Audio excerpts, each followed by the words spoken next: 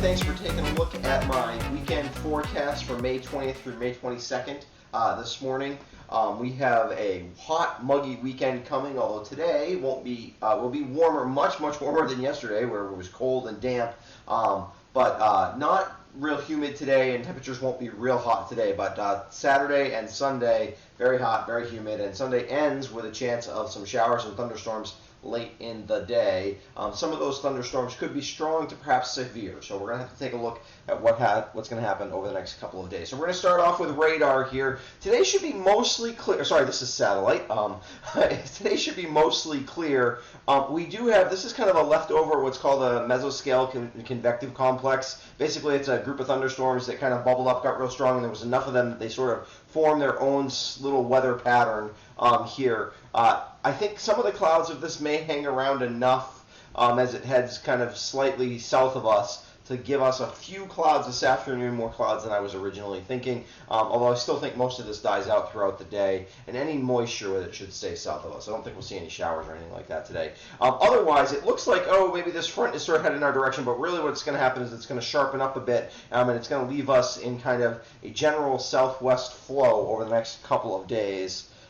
So the precip doesn't really get here till Sunday. So if we take a look at temperatures and radar here, you can see here we do have some pretty good radar echoes here still, but we're actually kind of more in this area, and this little line of showers and thunderstorms here across the Great Lakes I think is going to die out throughout the day, and we'll just end up basically with maybe a couple of clouds from that, but mostly sunny skies throughout the day, and temperatures warming significantly. You can see we're in the 40s to start in a lot of locations, but that will change dramatically. You can see we got lots of 70s, warm, muggy overnight temperatures that happened here across the southeastern United States. That's headed in our direction, and it's headed in our direction because the flow is out of that direction. Here is our upper level look here. We got a big trough kind of building over the western part of the United States. They're seeing snow in Denver today, a little bit more like overnight tonight, accumulating snow, especially in the higher elevations west of Denver. But even in the city, they're probably talking about a little bit of accumulating of snow. That's what a trough does. We're on the other side of that. This ridge is starting to build. This will actually build significantly over the next couple of days. And what happens with this is the upper level flow then kind of comes from the southwest, and the flow at the surface definitely comes from the southwest, and that means that we're going to move in those real warm temperatures that are across the southeastern United States, and it also means we're going to move in the moisture that's there as well, and it's going to make its way well up into Vermont, all the way into New England, actually into southern Quebec, and that's going to keep us really, really warm this weekend. One final look, you can see how that's working out. This is dew points. Any dew points in the 60s start to feel muggy, 70s feels oppressive. We're not going to have dew points in the 70s, I don't think, even on Sunday when it is going to be very muggy, but we are going to be up in the mid-60s. Dew points do tend to creep up a little bit during the day, so lows of dew points here across the southeastern United States, mid-60s, and that's crept its way all the way up into the Ohio River Valley. That will move in our direction. Today, it's going to be happening throughout the day today and overnight tonight when that humidity really gets here, so that's going to help keep that humidity from being real high today. But tomorrow and then definitely on Sunday, we're in the heart of it before the front approaches that we've seen kind of back to our west on Sunday. Good thing with that is means that the dew points will come down behind the front. The bad thing is when you get that front to come through, not only the temperatures drop and the dew points drop, but also usually we got to get rid of that energy in the atmosphere somehow, and we do it with showers and thunderstorms. So like I said, some of those thunderstorms could be strong to severe. So let's take a look at the forecast as we go. Friday. Temperatures in the upper 70s today, I should say. It's going to be a bit breezy today, not anything too crazy, but a little breezy today. Humidity levels relatively low. Today's a really nice day, a really, really nice day. Overnight, we see temperatures in the low 60s as we are starting to build that heat. Saturday, we're in the upper 80s. It's going to feel like the low 90s with the humidity. Going to be really, really warm for this time of year.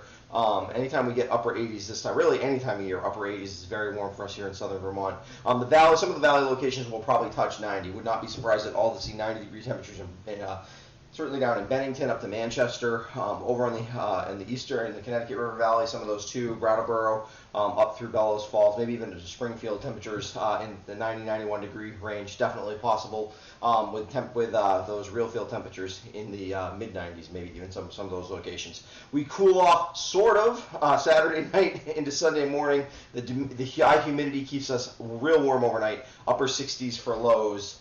Some places won't get below 70. And then Sunday is kind of a repeat of the day on Saturday, except anytime after about 4 p.m., maybe even after 2 p.m., I think there's a chance, there's a little bit of differences in how quick the front moves through, but it's going to give us a chance for some strong storms and some humidity. So we're going to have to keep an eye on this. You'll probably get alerts on your phone for potential for severe thunderstorm watches potentially, and maybe a few warnings. But basically, kind of a day you're going to have to be, not a washout, but you got to have a plan on Sunday afternoon for what you're going to do when that line of storms comes through. I don't think it's going to be like this past Monday when we had several rounds of thunderstorms kind of washed out the whole day. This is going to be probably one big line that comes through, and probably only lasts half an hour. A lot of us will just see a few gusty winds, but nothing damaging, and some frequent lightning and heavy rain for half an hour. But some places could see those winds be enough that they start knocking down some trees and things like that, and we have to worry about a few scattered power outages and things like this. I don't think it's not quite as good a severe setup as we had last Monday, but it is definitely something